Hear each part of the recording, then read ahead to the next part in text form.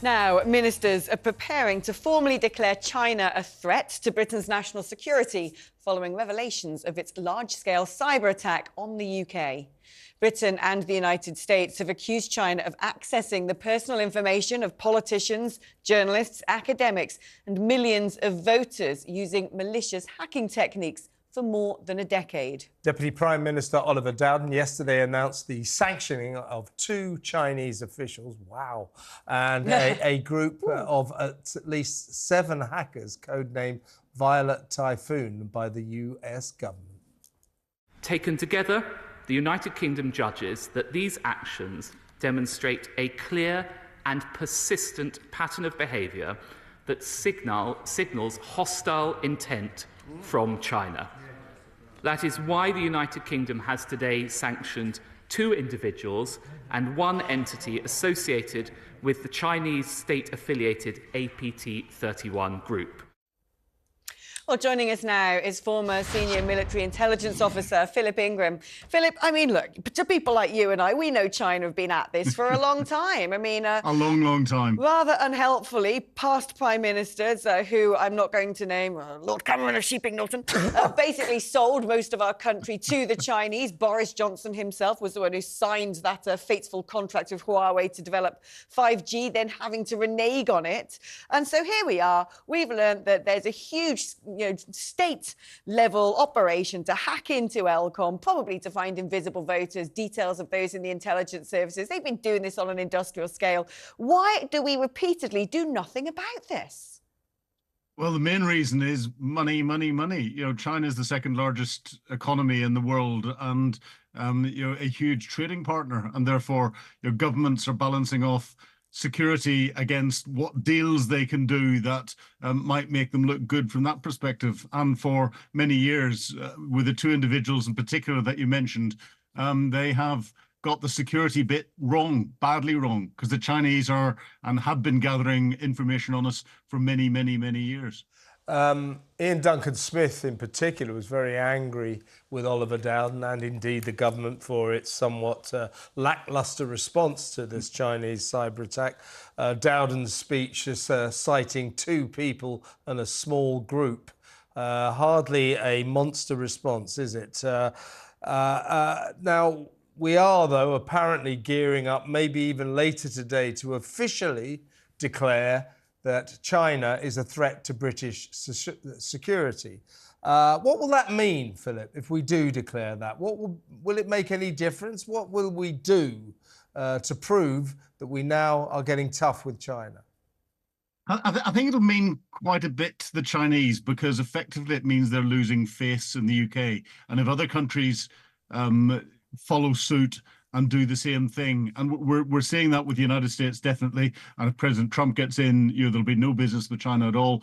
And we're beginning to see it with bits of Europe. Europe has been quite slow at dealing with this. But as the Chinese threat gets brought out into the more public domain more often, then there's a greater chance that other countries will follow suit and realize just what a threat China is from a long-term perspective. They're gathering every bit of data that they can possibly on us and on the businesses that we have, so that they can steal our intellectual property, and they've done a lot of that, so that they can then use the data that they've got, analyzing us to try and manipulate the way we think. They're very good at targeting stuff from Chinese companies, directly into your social media feeds, where you're buying directly from them. They're getting their hard cash. They've got a thing called the digital yuan coming in at some stage. That is going to be another massive intelligence gathering and influencing tool. We need to be very aware of this growing massive Chinese threat. I mean, I remember back when I was living in West Africa 20 years ago, I noticed the sort of popping up of Chinese entities all across the mineral areas, let's say, the mineral-rich areas, and they've been very good at gathering access and resources from, those rare earth minerals used to make mobile phones, gold reserves, at the same time undercutting a lot of the domestic markets in the places they target. Subsequently, of course, Belt and Road Initiative building, whether it be a dry port or a railway line. But essentially, people worry that the Chinese are going to turn these things into military bases and acquire territory around the world. But what is their end goal in all of this? Is it just to feed their economy? Is it just to become a global power? Or is there a more malign intent that at some point they're going to flick the switch and say, ha ha, Yabu sucks, we control you now? Well, effectively, they've done that in Africa. There are three things that drive China: economics, economics, and economics. It's what they can do to make money for China and Chinese companies. And you say they control rare earth metals. They control over 90% of the mines, economically viable mines around the world that are produce the rare earth metals that are needed for all electronic goods or electrical goods and all the rest of it. They therefore control the market. Africa, they've built up so much infrastructure and everything else. They've effectively bought countries, and including airports and ports and all the rest of it.